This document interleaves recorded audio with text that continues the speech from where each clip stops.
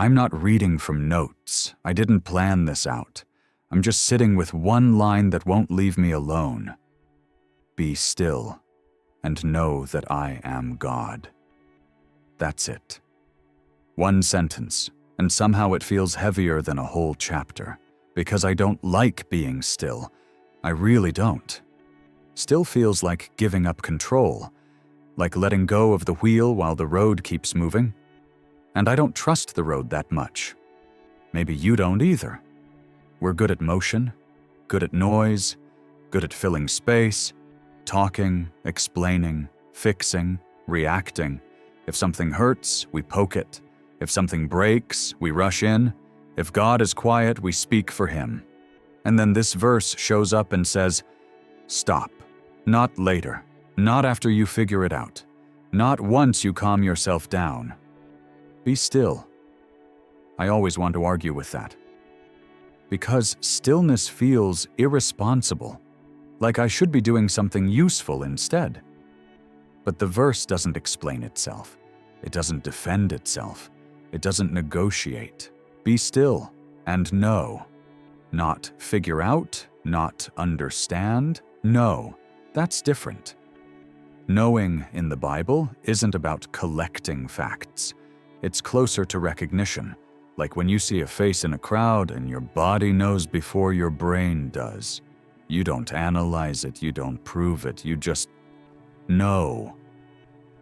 But stillness comes first, and that order matters, because I've tried the other way around. I've tried knowing first, building theology, building explanations, trying to hold God steady with words, and it never really works. Psalm 46 isn't a calm psalm, by the way. That's something we forget. The earth gives way. Mountains fall into the sea. Waters roar. Nations rage. This is chaos language. This is panic language. This is the sound of things not holding together. And right in the middle of that, God doesn't say, "Don't worry, everything will be fine." He says, "Be still." Which is strange, almost frustrating, because when things are falling apart, stillness feels wrong. Movement feels safer.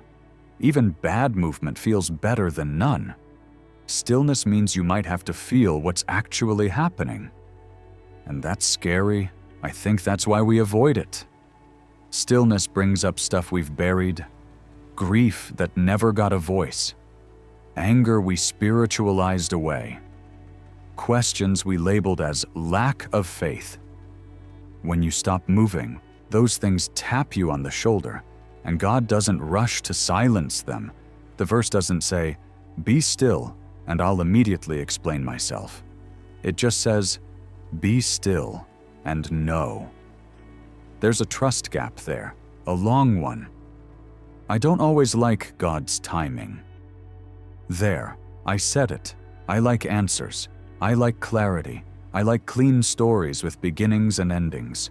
But God often works in the middle, in the unresolved part, in the part where the sentence hasn't finished yet. Stillness is staying in that middle without running. That's hard. Sometimes stillness looks like sitting with a question that has no answer yet. Sometimes it looks like not defending yourself when you really want to. Sometimes it's not fixing someone else's pain just to make your own discomfort go away. Stillness is not passive, it's restrained. It's strength that chooses not to prove itself. And that's why it's spiritual, because everything in us wants to prove. Prove we're right, prove we're faithful, prove we're okay. God says you don't have to prove anything to me. Be still. There's also something humbling here. And know that I am God, not you, not me, not the system, not the plan. I am God. Which means some things are above my reach. Some things won't make sense on my timeline. Some things will stay mysterious longer than I'd like. Stillness is accepting that without becoming bitter. That's the line I struggle with. Because it's easy to accept mystery when life is gentle, harder when it hurts. when prayers feel unanswered, when silence stretches, when you did everything right and it still fell apart. In those moments, be still can sound cruel, like God is asking too much. But maybe stillness isn't about forcing peace.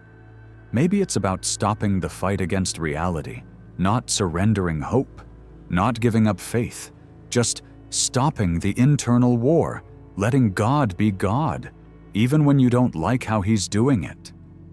Psalm 46 doesn't end with resolution. It ends with a declaration. I will be exalted among the nations. I will be exalted in the earth. That's future language, not yet language.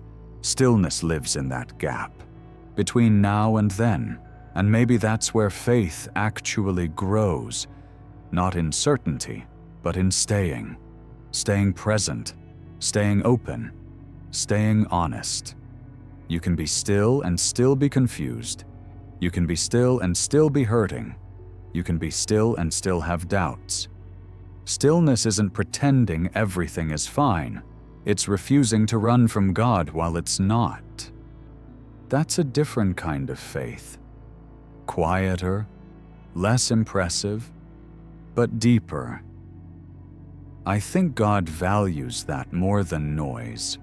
There are days I sit with this verse and feel nothing. No peace, no clarity, just silence. And I used to think that meant I was doing it wrong. Now I'm not so sure. Maybe stillness isn't about what you feel. Maybe it's about what you stop doing. Stop striving. Stop controlling. Stop narrating your life like you're the final editor. Just be. Let God fill the silence in His own way, on His own time. That takes trust. Real trust. The kind that doesn't perform. I don't have a neat ending for this. No takeaway steps. No polished conclusion.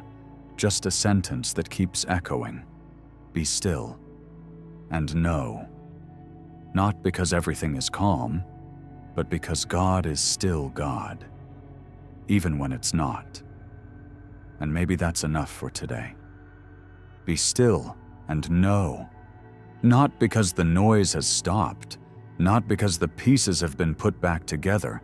Not because your heart has all the answers. Be still and let the silence stretch like a sky you can't contain. Let the waiting become a place you inhabit, not a burden to escape. Let the questions breathe alongside you, like shadows in the light. Be still, and notice how God's presence moves in the pauses, how it seeps into the cracks of your fear, how it steadies the tremble in your hands, how it whispers even when you can't hear. And in that stillness, maybe you will discover that faith is not loud. It is quiet. It is patient. It is enough. Be still and know, and perhaps in the end, that is everything.